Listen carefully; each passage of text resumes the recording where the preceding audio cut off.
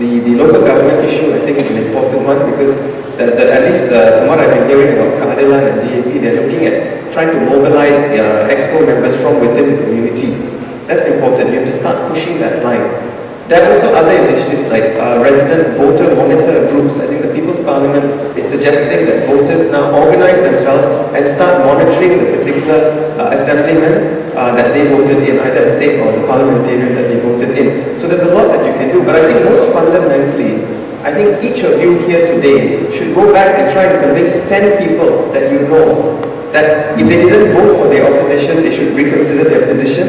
And if they did vote for the position, then you should convince them that they did the right thing. It starts with you. It really starts with you. Thank you very much.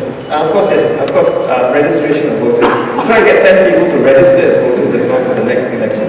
And that's like the small challenges that you can set for yourself. Last question about the Parrot Constitution. To be honest, I don't know what the Parrot Constitution says about amending it. I'm assuming if it's like the federal constitution, it will require 2/3 majority of the state assembly to change the constitution. But I don't know whether there's a need. You call it a debacle, I'm not entirely sure, because the Parrot constitution actually says MB except where the Sultan says otherwise. He has a prerogative. And from what I'm hearing, the Sultan has been pretty open to the issues. But the interesting dynamic that we see developing now is that we cannot assume that the Sultans don't have their own political leanings. You can't fault them for it. So we have to be also a bit clever about how we approach this issue. But from what I hear, Sultan Azlan Shah actually did meet the representatives and so on, and I'm winding up. And why he decided the pass over PKR was simply, as somebody pointed out, pass was a professional, was an engineer, as opposed to the PKR individual who doesn't have enough qualifications to convince the Sultan for whatever reason. So there's no debacle, as it were, but I think there's a process as well there. Thank you. Thank you very much. Now we have to have the question in quick. Okay, this is just a question. Can I ask the panel to address the anxiety of the non-Muslim of the possibility of Malaysia becoming an Islamic state? We live in a democracy. And we have been told that as long as they have 2/3, you can change the constitution, and Malaysia become an Islamic state. Then Malaysia, from being a democratic country, become non-democratic. Okay, I think I got the point. I'm sorry, I'm just trying to be more business-like. Because we only got 20 minutes, you must help me. So I took the point here, we should record it. We'll have more questions. My name is Kamal Zaman. Thank you for interesting analysis from the panel. I tend to agree more with Mr. Mani. We need to be more realistic, and I think we need to be more patient if we really want to see change. If you can wait for 50 years for this to happen, I think we should be more patient and let things happen. My two questions, I think to Zainul. You see PKR, DAP and PAS basically come together by one man, that's Anwar Ibrahim. What would happen if this man, something happened to this man? Or we have seen before he left until he joined UMNO. The second question about our Prime Minister. Do you think he should resign now or should wait for UMNO Assembly to vote him out?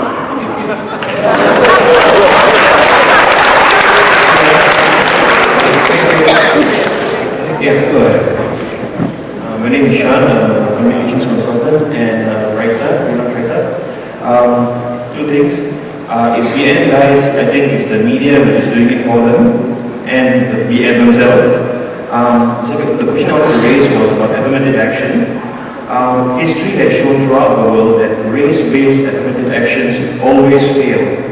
And in this country in particular, even the people who started it had committed that it had to be done within a limited time frame, because if it went over the time frame, greed will come in and make it unworkable. But the other factor which is not taken into consideration by a lot of people who are talking about the affirmative action policies race-based in this country is that it hasn't worked. So why and how are we going to get this current federal government who's insisting on behaving the same way it has pre-March 8. Okay. That, yes, otherwise, yeah.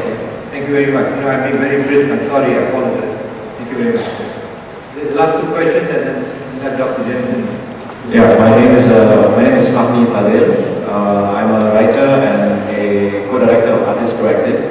My question is this: the analysis so far has been about things that are happening.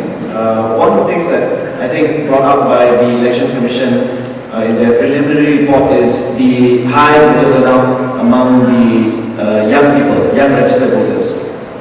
And as somebody worked on Siva Rasa's campaign, a lot of the results that we saw indicated that there was a lot of swing among the young. And we were talking about changing the culture, changing the language of how we articulate about politics in the country. And since we know that the youth are early adopters of technology, such as Facebook, the question, how do we, where do we go from here in terms of engaging Malaysian youth towards this new political landscape? Thank you. Last question, and then I'll come back to Brandon. Hi, Yung John Yan, first time voter, USJ 11.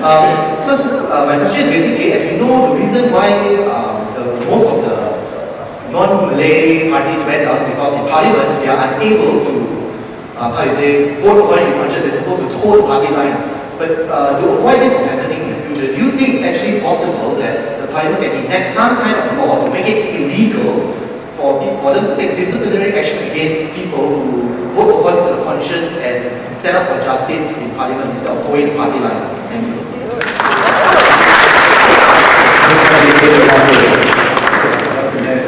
Please answer any questions you like. Okay.